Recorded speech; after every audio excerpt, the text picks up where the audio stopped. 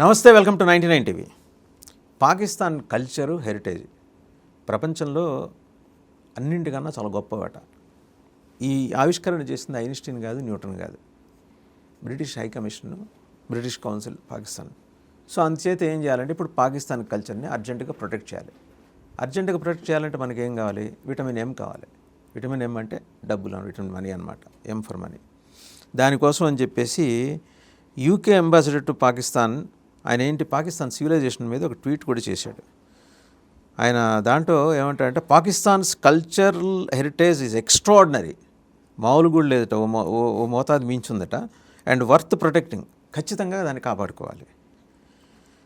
Please to announce applications for the cultural protection fund are now open. ఇది మొత్తానికి ఏంటంటే డబ్బు చుట్టూ తిరిగే వ్యవహారం. దీనికి సంబంధించి సమగ్ర విశ్లేషణ చేయడానికి మనతో ఉన్నారు geopolitical affairs expert Pavan Sriharsha గారు. మన పక్కనే ఉన్న దేశంలో ఇంత గొప్ప కల్చరల్ హెరిటేజ్ ఉందంటే మనం తెలుసుకోలేకపోయాం. నిజంగా ఇది మన అజ్ఞానం కదా. ట్రూ అండి. బ్రిటిష్ వాడు కనుక్కున్నాడు. 79 years క్రితం ఫామ్ అయిన దేశంలో ఒక కల్చర్ ఉంది, ఒక హెరిటేజ్ ఉంది. ఇంతకంటే ఐరనీ ఇంకొకటి ఏముంటుంది? అండ్ మీరు ఇందాక యూకే ఏదైతే ట్వీట్ చదివారో అసలు నిజంగా వర్త్ కామెడీ, అది స్టాండప్ కామెడీ.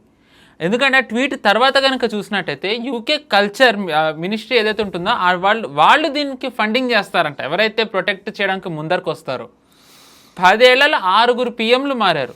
ఎందుకు? వాళ్ళ ఎకానమీని రివైవ్ చేయలేకపోతున్నారు. వాళ్ళ జనాలని, వాళ్ళకి ఏవైతే బెనిఫిట్స్ ఉంటాయో, వాళ్ళ సోషల్ స్టాండర్డ్ ఆఫ్ లివింగ్ ఉంటుందో దాన్ని ఇంప్రూవ్ చేయలేక PMలు దిగుతుంటాయి. అంటే వాళ్ళ ఆర్థిక వ్యవస్థనే వాళ్ళు కాపాడుకోలేకపోయారు. కానీ వాళ్ళ దగ్గర ఉన్న డబ్బుని పాకిస్తాన్ సో కాల్డ్ కల్చర్కి పెడతారంట. ఇంతకంటే ఐరనీ ఏముంటుందండి అసలు? అండ్ దీనికి ఇంకొకటి ఎక్స్టెన్షన్, ఆస్ట్రేలియా, మీరు యూకేది చదివారు, మనం ఆస్ట్రేలియాది కూడా చదివినట్టయితే ఆస్ట్రేలియన్ హై కమిషన్ పాకిస్తాన్లో ఉన్నవాళ్ళు walking through Takshashila, it is impossible not to be struck by the depth of Pakistan's history. For centuries this was a centre of learning that connected people, ideas and culture from across the reason and beyond. A fascinating visit and a beautiful reminder of Pakistan heritage. ఎవరైతే ఇతన్ని fact check చేస్తున్నారో తక్షశిలాది, ఈ Australian high commission అతను మొత్తం black చేసుకుంటూ వెళ్తున్నాడు. అంటే అతని అన్నది తప్పనే. తక్షశిల అది ఎక్కడన్నా ఇస్లామిక్ వర్డ్ కింద ఉంది, అరబిక్ వర్డ్ అది. ఫర్ టు సమ్ ఎక్స్టెంట్ మనం అది తక్షశిల పాకిస్తాన్దే, హరప్ప మొహంజదారో పాకిస్తాన్వే, ఇండస్ వ్యాలీ సివిలైజేషన్ పాకిస్తాన్వే, టు సమ్ ఎక్స్టెంట్ మనం ఒప్పుకుందాం. ఐరన్ ఏంటంటే ఇస్లాం ఎక్కడైతే పుట్టిందో గల్ఫ్లో అక్కడ ఇలాంటివన్నీ ఎందుకు లేవండి? గల్ఫ్లోనే ఇస్లాం పుట్టింది. సౌదీ అరేబియాలో కానీ, ఖతార్లో కానీ, యూఏఈలో కానీ, చివరికి ఎక్కడైతే ప్రొఫెట్ మొహమ్మద్ డిసెండెంట్స్ ఉన్నారో జార్డన్లో కానీ, అక్కడెక్కడన్నా మనకి ఇలాంటివి చూసామా? విచిత్రంగా భారత్ నుంచి విడిపోయిన పాకిస్తాన్లో ఇవన్నీ కనిపిస్తున్నాయంటే అది ఈ పాకిస్తాన్ కల్చరా? పాకిస్తాన్ అనే దేశాన్ని భారత్ నుంచి విడగొట్టి ఏదైతే చేశారో అది భారత్ కల్చరా? సో నెంబర్ 1 అంటే ఏంటంటే వీళ్ళు మనది ఏదైతే ఉందో సనాతన ధర్మాన్ని, వాళ్ళు దాన్ని పాకిస్తాన్ కావాలి, ఒక రకంగా వాళ్ళు దాన్ని పాకిస్తాన్ది అనే ఒక నెరేటివ్ రన్ చేస్తున్నారు. ఎందుకంటే మనం దీని గురించి చాలా తరచుగా FCR అది వచ్చినప్పటి నుంచి మనం చర్చించుకుంటూనే ఉన్నాం. వరల్డ్ ఇప్పుడు it is going through a civilisational battle. మీరే ఒకసారి అన్నారు Bharat is on its own. ఒకసారి మనం ఐ థింక్ రష్యాతో ఇజ్రాయెల్తో మాట్లాడుకుంటూ ఉంటే Bharat is on its own అని. ఈ ట్వీట్లు ఏవైతే ఉన్నాయో ఆస్ట్రేలియా అండ్ యూకే చేసినవి, ఇట్ అగైన్ షోస్ భారత్కి ఎవరు allies కూడా లేరు. ఫ్రెండ్స్ చాలా దూరం, ఆ పెద్ద పదం అది. మనకి allies కూడా లేరు. Bharat is on its own ఇలాంటి విషయాల్లో. ఎందుకంటే మనది అనేది ఏదైతే ఉందో ఒక రకంగా మిషనరీస్ కానివ్వండి, NGOs ఆర్ వేరు ఆర్గనైజేషన్స్ మనకి లేకుండా చేస్తూ మనది ఏదైతే పాకిస్తాన్లో ఉందో అది పాకిస్తాన్కి ఓన్ అయ్యేలా చేస్తున్నారు. అసలు ఎలా ఉందో చూడండి. అండ్ ఇప్పుడు వీళ్ళు ఏదైతే పాకిస్తాన్ది వీళ్ళు ఇంత రిచ్ కల్చర్ అంటున్నారో దాంట్లో సగం పాకిస్తాన్ వాళ్ళు పాకిస్తాన్ నుంచి విడిపోతామంటున్నారు. They are historically not Pakistan. బలూచీలు, ఖైబర్ పఖ్తూన్ఖ్వా, ఇంకా POJK మనం చెప్పి. అండ్ ఇంకొకటి మీరు చూసుకుంటే POJKలో శారదా మాతది ఉంది. దాని తర్వాత ఐ హోప్ వాళ్ళు శారదా మాతది ఇంకా పాకిస్తాన్కి వాళ్ళు ఓన్ చేసుకోకుండా చేస్తే బాగుంటుంది ట్వీట్. బలూచ్లో హింగ్లా మాతది ఉంది. ఖైబర్ పఖ్తూన్ ఇంకా అది వాళ్ళది, ఆఫ్ఘనిస్తాన్ వాళ్ళది పష్తూన్స్ అంటారు. అక్కడ ఆబ్వియస్లీ ఏమీ లేదు, ఇంకా ఆఫ్ఘనిస్తాన్ సైడ్ వస్తుంది కాబట్టి. ఆఫ్ఘనిస్తాన్ గాంధార దేశం కదా. ఇంకా టు బి ఆనెస్ట్ ఇంకా అది కూడా మనం అలా వెళ్ళినట్టయితే అక్కడ బుద్ధుడివి కానివ్వండి గుళ్ళు ఉన్నాయి. ఈవెన్ అలా అనుకుంటే ఇరాన్, పర్షియన్ ఉన్నప్పుడు అక్కడ కూడా గుళ్ళు ఉండేవి. అంటే సనాతన ధర్మం అనేది ఎంత విస్తరించిందో చూడండి. అండ్ క్రమక్రమంగా త్రూ వేరియస్ ఇన్వేషన్స్ హిస్టారికల్లీ మనం కోల్పోతూ వచ్చాం.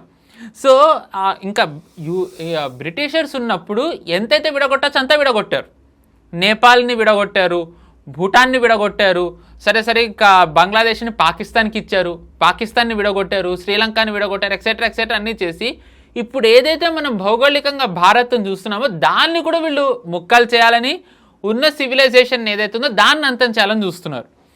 మనం దాన్ని ఎలా చూడొచ్చు అంటే నెంబర్ 1 మనం బెంగాల్ వచ్చినప్పటి నుంచి మనం చాలా తరచూ చర్చించుకుంటున్నాం. నేను చాలాసార్లు అన్నా, బెంగాల్ గెలుపు అనేది ఇది కేవలం బెంగాల్కే పరిమితం కాదు, భారత్ కాదు, దీని ప్రభావం మనకి వెస్ట్లో కనిపిస్తుందని. ఈ ట్వీట్లన్నీ కూడా ఓ రకంగా బెంగాల్ గెలిచిన తర్వాత వచ్చింది. నేను అక్కడికి రాబోతున్నా, డాట్స్ని కనెక్ట్ చేయాలి అంటున్నాను. ఎస్, ఎగ్జాక్ట్లీ, మీరు ఎప్పుడు వాడేది కామన్. బెంగాల్ గెలుపు తర్వాత మార్కో రూబియో ఇక్కడికి వచ్చాడు, మిషనరీస్ ఆఫ్ చారిటీకి వెళ్ళాడు, మాట్లాడాడు, లెటర్ ఇచ్చాడు. ఆ లెటర్ మమతా బెనర్జీకి వెళ్ళింది. దాంట్లో ఏంటంటే ఉన్న సారాంశం, సరే రకరకాల సోర్సెస్ నుంచి వచ్చింది, దాని అథెంటిసిటీ గురించి నేను చెప్పలేను, కానీ ఏంటంటే నీ మీద ఎంతో బాధ్యత పెట్టాం Mamata Banerjee, but you did not carry out that responsibility. నీ మీద ఎన్నో హోప్స్ పెట్టుకున్నాం, దీన్ని డిజింటిగ్రేట్ చేసి దీన్ని బంగ్లాదేశ్లో కలపడానికి కృతనిశ్చయంతో మేము చేసిన కార్యక్రమాలన్నిటికీ 15 ఏళ్ల పాటు నిర్విరామంగా నువ్వు సపోర్ట్ చేస్తూ వచ్చావు, బట్ నీ మిషన్లో నువ్వు ఫెయిల్ అయిపోయావు. ఇక మీదట నీలాంటి వాళ్ళని నమ్ముకొని మేము డీప్ స్టేట్ యాక్టివిటీస్ ఇక్కడ మేము చేయలేము, మేము కొత్త లీడర్ని ఎత్తుక్కుంటున్నాం అని చెప్పేసి ఓకే అని ఉందని సమాచారం. అది నిజం ఎంత ఏంటి అనేది నిఘా సంస్థలు ఎలాగో బయట పెడతాయి. నాకు అర్థం కాని విషయం ఏంటంటే, మార్కో రూబియో అని ఆయన secretary of state external affairs, ఆ స్థాయి వ్యక్తి వచ్చి ఒక క్వశ్చనబుల్ ఇంటిగ్రిటీ ఉన్న ఆర్గనైజేషన్లో ఉన్న నన్స్కి ఆ లెటర్ ఇవ్వటం. ఆయన ఏమైనా చెప్పదలుచుకుంటే మమతా బెనర్జీని ఢిల్లీ పిలిపించో, యుఎస్ ఎంబసీ మరి ఇబ్బంది అనుకుంటే ఏమైనా ప్రైవేట్ ప్లేస్కి పిలిపించో మాట్లాడుకోవచ్చు. ఆమెకి ఒక అద్భుతమైన రెస్పాన్సిబిలిటీ ఇచ్చింది. ఆవిడ కూడా నిజంగా చాలా కమిటెడ్గా చేసింది దేశాన్ని ఛిద్రం చేయడం కోసం, బంగ్లాదేశ్లో కలిపేసి బంగ్లాదేశ్ నిర్మాణం కోసం. జనం చివరిలో కళ్ళు తెరిచి నిద్రలేసి ఆమెను ఇంటికి పంపించారు. ఇప్పుడు మళ్ళీ ఈ 15 ఏళ్ల పాటు ఆవిడ చేసిన ఈ దుర్మార్గమైన కార్యక్రమాలు కంటిన్యూ చేయాలంటే వాళ్ళకి ఇంకొకటి కావాలి. ఇక్కడ లేనప్పుడు ఏం చేస్తుంది డీప్ స్టేటు అంటే, to my little understanding, to my little wisdom, పక్క దేశాల నుంచి ఇదిగో ఇలా పాకిస్తాన్ చరిత్ర గొప్పది, అక్కడ గొప్ప అసలు పక్కాడికి అన్నం పెట్టిందే నిద్రపోరాళ్ళు, అసలు ప్రపంచంలో ఉన్న శాంతి అంతా ఆ దేశంలోనే ఉంది, వాళ్ళు ప్రపంచ శాంతి కోసం వాళ్ళు చేస్తున్న తపస్సు ఫలించి శాంతి సౌభాగ్యాలు వెలుసిల్లుతాయి. ఇలాంటి కహానీలు ఎంబసీలోనూ తమ దేశంలో తామే సరిగ్గా ఏడవలేని వాళ్ళు వీళ్ళు వచ్చి బ్రిటన్, ఇందాక మీరు అన్నారు, వీళ్ళు వచ్చి చేస్తున్నారు. ఖచ్చితంగా నా అనుమానం డీప్ స్టేట్ ఉంది ఇందులో. అనుమానం ఏంటి, నమ్మకం కూడా ఖచ్చితంగా 100%. ఎందుకంటే మీరు బెంగాల్ది ఏదైతే మీరు చాలా విస్తారంగా చెప్పారో, ఒక్క ముక్కలో చెప్పాలంటే డెమోగ్రఫీ చేంజ్ భారత్లో జరగడానికి బెంగాల్ గేట్వే. మమతా బెనర్జీ మీరు అన్నట్టుగా 15 ఏళ్ళు చాలా అద్భుతంగా చేశారు వాళ్ళ కోసం. సో ఇప్పుడు బీజేపీ రాగానే ఏమైంది మనం చూస్తున్నాం, బార్డర్ ఫెన్సింగ్ అవ్వడం, ఉన్న వాళ్ళని కూడా పంపేయడం, ఇలాంటివన్నీ జరుగుతున్నాయి. సో ఏదైతే డెమోగ్రఫీ చేంజ్ అంటే సివిలైజేషన్ని అంతమొందించాలంటే ఒక మీన్స్ ఏంటి అంటే డెమోగ్రఫీ చేంజ్. దాన్ని ఇప్పుడు ఆపింది BJP.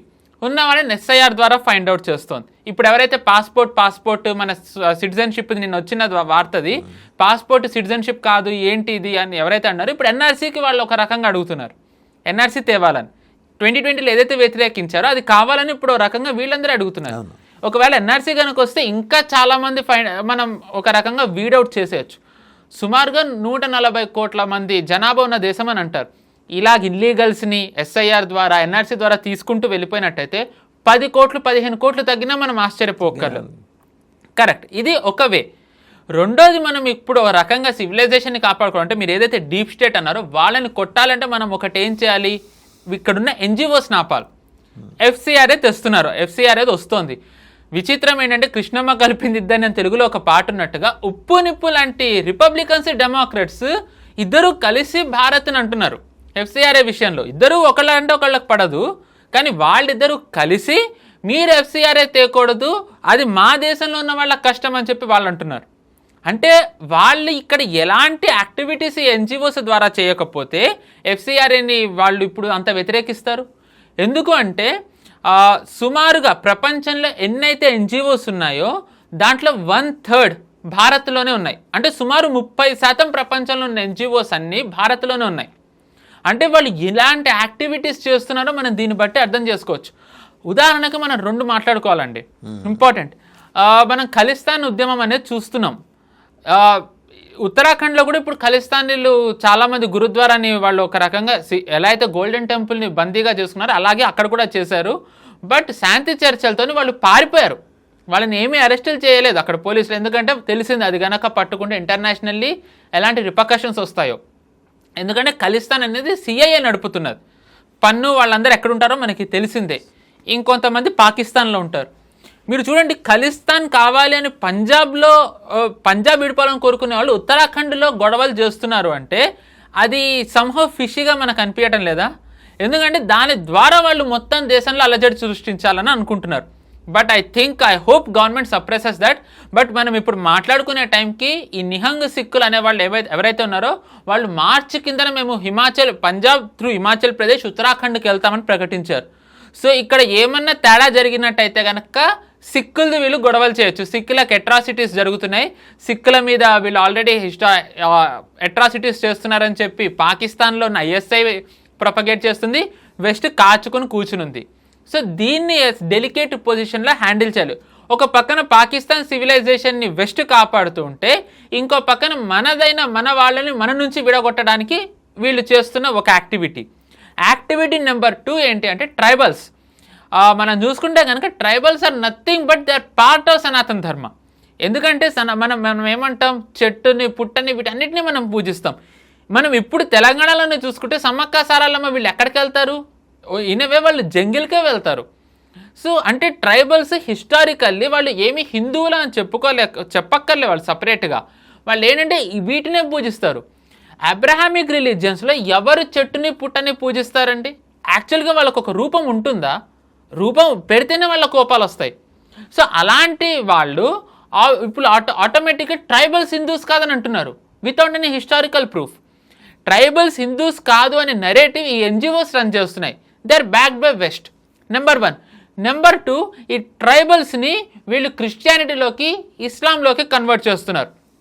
This is being backed by NGOs and వీళ్ళకి నక్సలైట్లు హెల్ప్ చేశారు. మనం ఇటీవల ఈ డెమోక్రట్స్ రిపబ్లికన్స్ని చర్చ్తో కలిపి FCRని వ్యతిరేకిస్తున్న టైంలోనే భారత్లో ఒక NGO, ఒక టిమోతి ఇనిషియేటివ్ అనే US బ్యాక్డ్ చర్చ్ ఆర్గనైజేషన్ని మన వాళ్ళు పట్టుకున్నారు. ఎందుకు? లెఫ్ట్ వింగ్ ఎక్స్ట్రీమిజంని రివైవ్ చేయడానికి, నక్సలిజం మూమెంట్ ఏదైతే ఉందో దానికి హెల్ప్ చేయడానికి వాళ్ళు ఇక్కడ యాక్టివిటీస్ చేస్తున్నారు. 95 కోట్ల మనీ ట్రయల్, 100 ఫారెన్ డెబిట్ కార్డులని టిమోతి నుంచి పట్టుకున్నారు. ఒక పక్కన వాళ్ళు ఏ NGOస్ని అయితే మీరు ఆపద్దని అంటున్నారో ఆ NGOస్ని వీళ్ళు ఇక్కడ లెఫ్ట్ వింగ్ ఎక్స్ట్రీమిజంకి వీళ్ళు చేస్తున్నారు. అది కూడా చర్చ్ది. వీళ్ళ అడాసిటీ, వీళ్ళ ధైర్యం చూడండి. అంటే నిస్సిగ్గుగా, I hope I can use this, నిర్లజ్జగా వాళ్ళు ఎలాంటివి వాడుతున్నారో చూడండి అసలు ఇక్కడ. అంటే హిందూస్ని మీరు చూసుకునే ఏంటి, ఇంకొకటి మనం ఇప్పుడు చూసుకున్నట్టయితే బ్రాహ్మణికల్ నెరేటివ్, దళితులది, ST, SC, ట్రైబల్స్ అంటే కంప్లీట్లీ విడగొట్టేస్తున్నారు. అంటే ఇంకా ఇలా విడగొట్టుకుంటూ పోతే ఇంకా హిందువులు మిగిలేదంతా. మనం యాక్చువల్గా సిక్కులు ఏదైతే ఉన్నారో ఇప్పుడు కంప్లీట్లీ మన సిక్కుల్ని మైనారిటీలోకి చూస్తాం. అంటే వాళ్ళు హిందూస్ పార్ట్ కాదని అంటాం. నిజానికి సిక్కులు అనేవాళ్ళు 1700, 1800లో వస్తే సిక్కుల్ని సపరేట్గా పెట్టింది ఎవరండి? ఇప్పుడు ఏదైతే పాకిస్తాన్లో సివిలైజేషన్ ఉందని పొగుడుతూ దాన్ని మేము మనీ ఇచ్చి ఫండింగ్ చేసి కాపాడతామని ఏదైతే బ్రిటిషర్లు అంటున్నారో ఆ బ్రిటిషర్స్ ఇందాక ప్రస్తావన చేశారు ఏది, ఉత్తరాఖండ్ ఇటు అటు నుంచి పంపిస్తాము ఖలిస్తాన్ వాళ్ళు.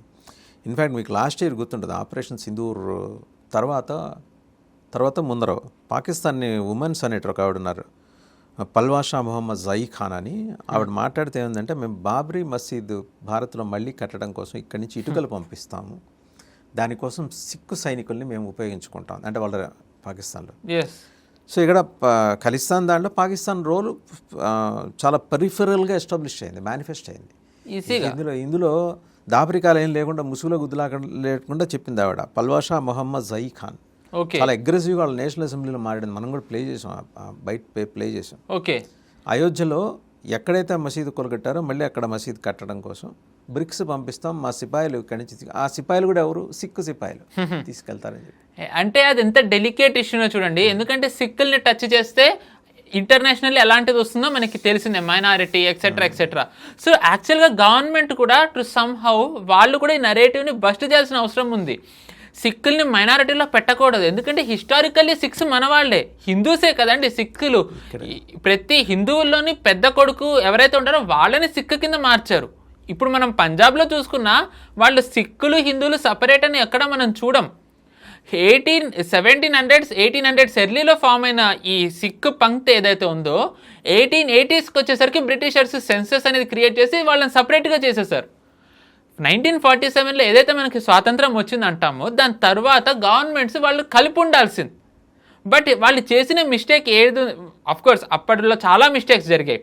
ఆ ఒక మిస్టేక్ ఫలితం ఏంటంటే మనం ఎప్పటికీ అనుభవిస్తున్నాం, ఏకంగా ఖలిస్తాన్ అనేది ఒకటి ఫామ్ అవ్వాలని. అవును. So that is one big threat we're having. అంటే ఏదైతే మనం సివిలైజేషన్ని కాపాడుకోవడానికి ఎన్జిఓస్ మనం ఆపుతున్నామో వాళ్ళు దాన్ని ఎస్కలేట్ చేయడానికి కరెక్ట్గా అదేనండి. ఎఫ్సిఆర్ఏ తెర మీదకి వచ్చేటప్పటికీ ఈ పుట్టగొడుగులన్నీ పైకి వస్తాయి. అది కల్చరల్ హెరిటేజ్ చాలా అద్భుతం పాకిస్తాన్దని బ్రిటన్ అంటుంది, ఆస్ట్రేలియా వాళ్ళు, ఖలిస్తాన్ వాళ్ళు, వీళ్ళందరూ లాంగ్ మార్చ్ ఏంటి అంటే ఎఫ్సిఆర్ఏని డిస్టర్బ్ చేయడానికి డీప్ స్టేట్కి ఉన్న అన్ని 6 వేళ్ళని అది ఉపయోగిస్తుంది. ఎవరికైనా ఇప్పుడు ఏది జన్యుపరంగా ఉండే లోపం వల్ల పుట్టుకొస్తే 6 వేళ్ళు, వీళ్ళు ఏంటంటే పుట్టిస్తారు. ఈ 6 వేళ్ళే ఇప్పుడు ఇక్కడ కనిపిస్తున్న ఇది బ్రిటన్ కౌన్సిల్ వాళ్ళు చేసింది కానీ ప్రకటన కానీ ట్వీట్ కానీ, ఖలిస్తాన్ వాళ్ళు ఉద్యమకారులు మళ్ళీ మార్చ్ చేస్తూ ఉంటాం కానీ, ఉత్తరాఖండ్లో ఆందోళనలు కానీ. సో ఇది నేను ముందరే ఊహించా, ఎఫ్సిఆర్ఏకి సంబంధించి ఇంత బలంగా పెనట్రేట్ అవుతుంది, గవర్నమెంట్ ఆఫ్ ఇండియా చాలా బలంగా ఇనిషియేటివ్ తీసుకెళ్తుందనగానే గగ్గోలు పెట్టారు. రిపబ్లికన్స్ డెమోక్రాట్స్ కలిసిపోయి అక్కడ తీర్మానాలు చేశారు. ఇప్పుడు నాకు తెలియక అడుగుతానండి, వైట్ హౌస్లో ఏం చేయాలనేది వైట్ హౌస్ లేదా ప్రెసిడెంట్ ఆఫ్ అమెరికా డిసైడ్ చేస్తాడు. It is not Sri Lanka or Bharat. నాకు వైట్ హౌస్లో ప్రెసిడెంట్ కూర్చున్న వాస్తు బాగాలేదు, ఆయన కుర్చీని తీసుకెళ్ళి ఈశాన్యములు వేయాలంటే వాళ్ళు మారుస్తారా? మార్చారు. అలాగే మన దేశంలో మన చట్టం ఇప్పుడు జరుగుతున్న రిలీజియస్ కన్వర్షన్స్ని, బలవంతపు మత మార్పుల్ని అరికట్టడం కోసం స్ట్రింజెంట్గా ఒక చట్టం తీసుకురావాలనుకున్నది. ఇంతకుముందున్న చట్టాన్ని బలోపేతం చేసింది. కరెక్ట్. సో ఇది చేసినప్పుడు డీప్ స్టేట్ ఎంబడే ఇలా రంగంలోకి దిగుతుందనే అవగాహన ఇక్కడ కూర్చున్న మనకే ఉన్నప్పుడు ఇంటెలిజెన్స్ ఉండదా? 100%. మీరు ఇప్పుడు ఏదైతే మీరు అన్నారో దానికి ఒక చిన్న ఎక్స్టెన్షన్ అండి.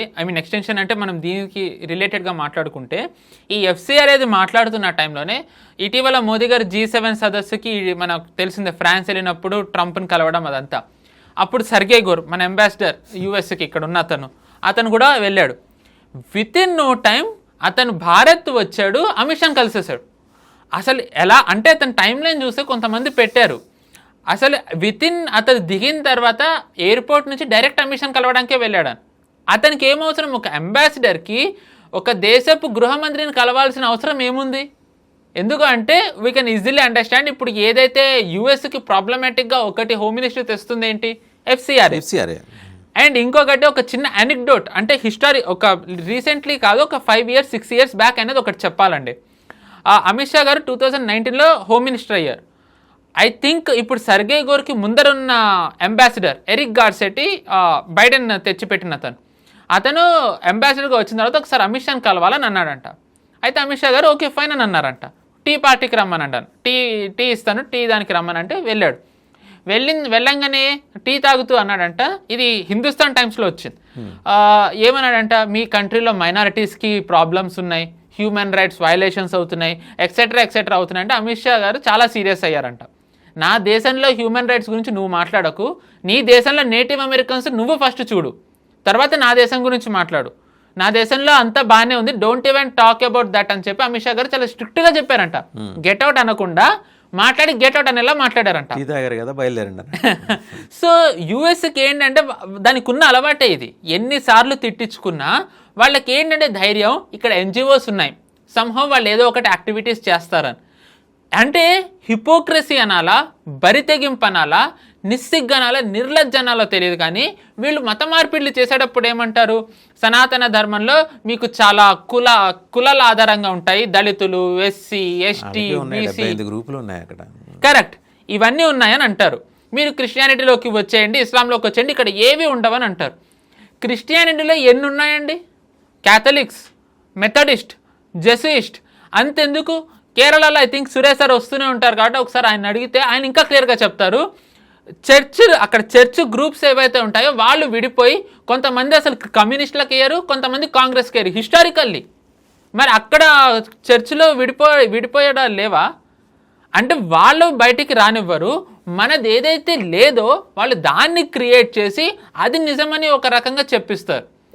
ఇప్పుడు అంత మన పురాణాలది నేను చెప్పలేను కానివ్వండి. సింపుల్గా మన దాంట్లో క్యాస్ట్ సిస్టమ్ ఉండదు, మనది వర్ణ సిస్టమ్, పని ఆధారంగా కానీ పుట్టుక ఆధారంగా కాదని.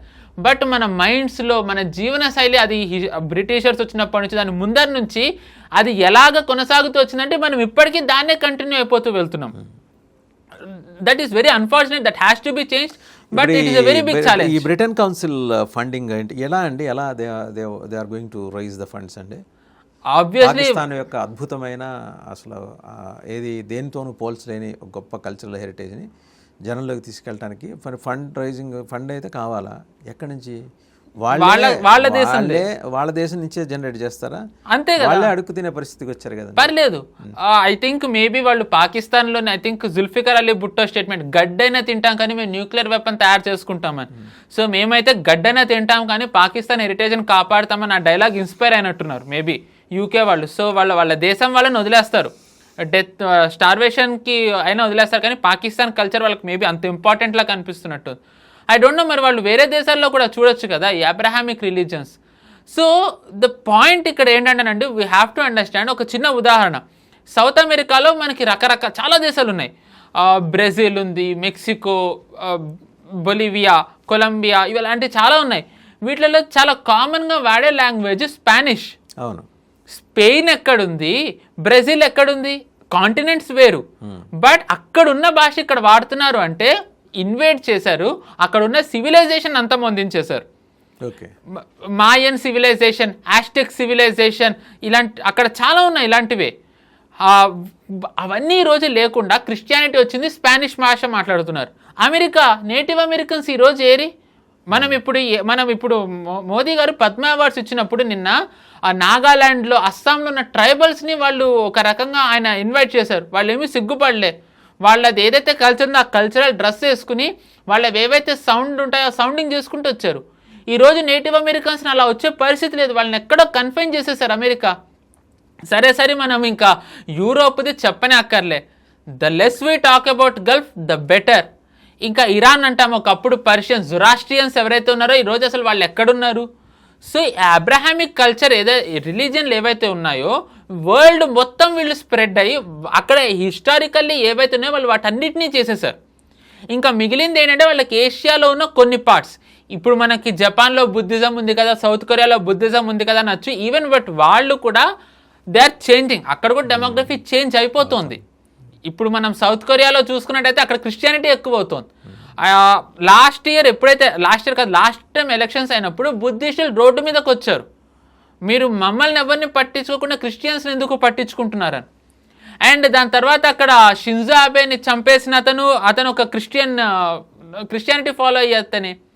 అండ్ ఇక్కడ ఇండోనేషియాలో ఒకప్పుడు సనాతన ధర్మం అక్కడ ఒక రకంగా ఎంత బాగుందో మనకి తెలిసిందే.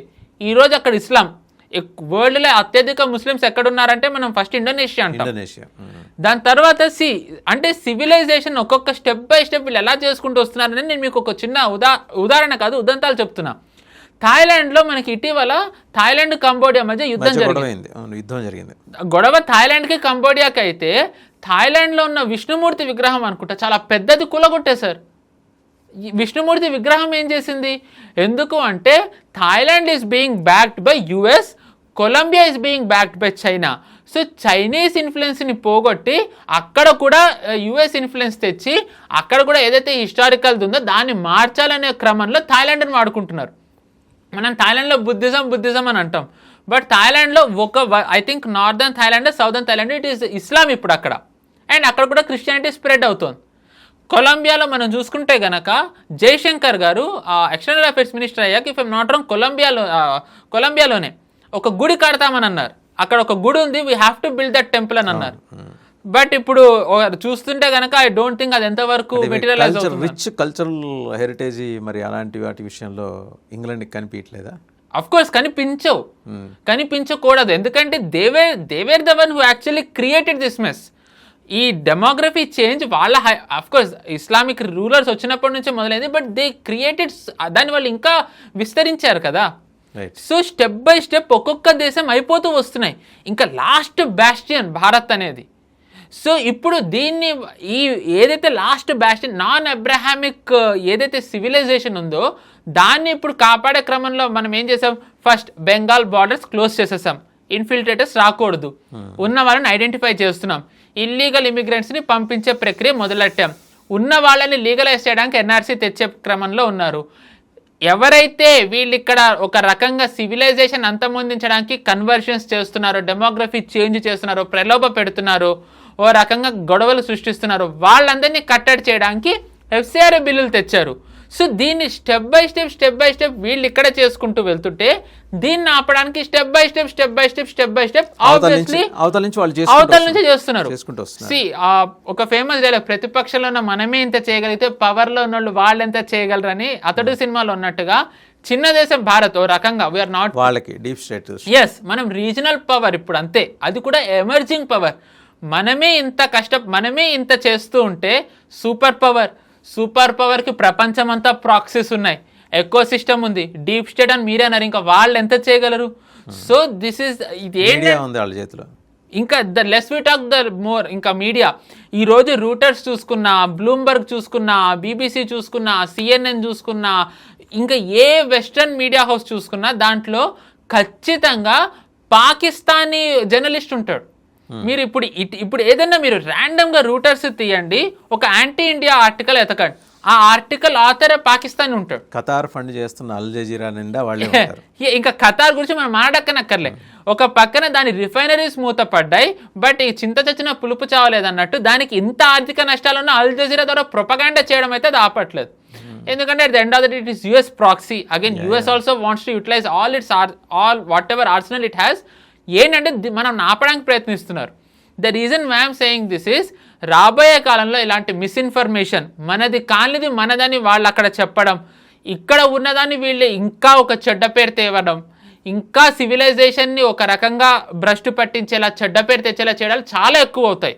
The more government stringent laws తెచ్చే కొద్దీ, అమెండ్మెంట్స్ తెచ్చే కొద్దీ దీన్ని ఇంకా ఎక్కువ చేస్తారు. So our country has to be prepared for it. I hope మన ఇంటెలిజెన్స్ ఏజెన్సీ స్ట్రాంగ్గానే పనిచేస్తున్నాయి అండ్ మన గవర్నమెంట్ కూడా రాక్ సాలిడ్గా ఏదైతే మొదలు పెట్టిందో దాన్ని ఆపకుండా తీసుకెళ్తుందని అనుకుందాం. ఎందుకంటే this is now or never. ఎందుకంటే ఒకవేళ ఇప్పుడు గనక ఇఫ్ వి బ్యాక్ డౌన్, మనం ఇంకా ఎప్పటికీ మనం ముందరికెళ్ళలేం, దీన్ని ఇంకెప్పటికీ కాపాడుకోలేం. ఇప్పుడు కాకపోతే ఇంకెప్పుడు అన్నట్టుగా this is now or never. I hope government will not bend ఇంకెప్పుడు. Right, thank you Pawan Shresh garu. Thank you అండి. మనం ముందరే ఊహించినట్టు ఎక్కడైతే ఎఫ్సిఆర్ఏ విషయం తెర మీదకు రాగానే డీప్ స్టేట్ వెంబడి తన యాంటెనాలన్నింటినీ లేపేసింది, మొత్తం యాక్టివేట్ చేసింది. యాంటెనాలు యాక్టివేట్ చేసి దానికి ఆ ఫ్రీక్వెన్సీకి ట్యూన్ అయ్యే దేశాల ద్వారా అల్లకల్లను సృష్టించడానికి ఒక సాంస్కృతిక కుట్ర, ఈ కల్చరల్ కాన్స్పిరసీ. ఏది పాకిస్తాన్ సాంస్కృతిక వైభవం అనేది ప్రపంచంలో ఏ దేశంతో మనం సరిపోల్చలేం. ఇప్పుడు దాన్ని అర్జెంటుగా కాపాడేయాలి. బి కాంప్లెక్స్ ఇంజెక్షన్లు ఇస్తారా, B12 ఇస్తారా కాపాడేయడానికి? పాకిస్తాన్కి సివిలైజేషన్ ఉంటాయండి. In fact Britain was trying to connect two unconnectable things. రెండు కనెక్ట్ చేయడానికి అంశాలని కనెక్ట్ చేసే ప్రయత్నం బ్రిటన్ చేస్తుంది. ఎందుకు? డీప్ స్టేట్ ఆదేశాలు. డీప్ స్టేట్ చేతిలో వీళ్ళందరూ కిలుబొమ్మలు, వాడికి ఇష్టం ఉందా లేదా కదా. వాళ్ళకి అన్నీ బాగుండి వస్తే 6 ప్రధానమంత్రులు మారాలి 10 ఏళ్ళలో. ఇవాళ ఉన్నాడు రేపు ఉంటాడో లేదా గ్యారంటీ లేదు. ఏ ముహూర్తాన్ని మన దేశం నుంచి వాళ్ళ కోహినూరు వజ్రం ఎత్తుకెళ్ళారు, అప్పటి నుంచి వాళ్ళ దరిద్రం వాళ్ళ నెత్తిని ఇక్కడ డ్యాన్స్ కడుతుంది. అలాగని దాన్ని వాళ్ళు వదిలించుకోరు. దాన్ని మనం తెచ్చుకుంటే మళ్ళీ మనం ఇబ్బందులు పడతామని అనుమానాలు కూడా లేకపోలేదు. అదొక అంశం. రెండో అంశం ఏంటంటే ఇటు ఖలిస్తాన్ వాదులు మార్చి ఏదో చేస్తారట. వాళ్ళు మార్చి కాదు, ఏప్రిల్ చేసినా, మే చేసినా, జూన్ చేసినా ఇక్కడున్నది ఈరోజు చాలా స్టబన్గా యాక్ట్ చేస్తున్న కేంద్ర ప్రభుత్వం ఉంది. ఎఫ్సిఆర్ఏ తీసుకురావడం అనేది కడుపులో వాళ్ళకి మంటలు వేసింది యూఎస్కి.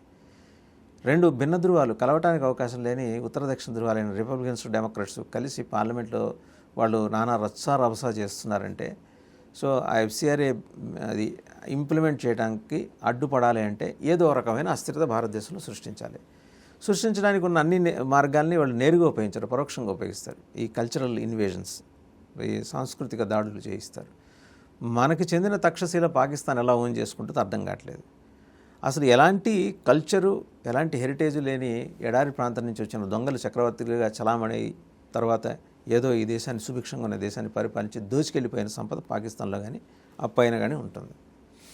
ఇప్పుడు ఆ డాట్స్ అన్ని కనెక్ట్ చేసుకుంటూ వెళ్తే ఎఫ్సిఆర్ఏ అని బలంగా ఇంప్లిమెంట్ చేసే కొద్దీ ఈ యువతల నుంచి ఈ సాంస్కృతికపరమైన దాడులు చాలా బలంగా జరుగుతాయి. డివిజివ్ ఫోర్సెస్ భారత్లోకి ఎంట్రీ ఇచ్చే ప్రమాదం ఉంది.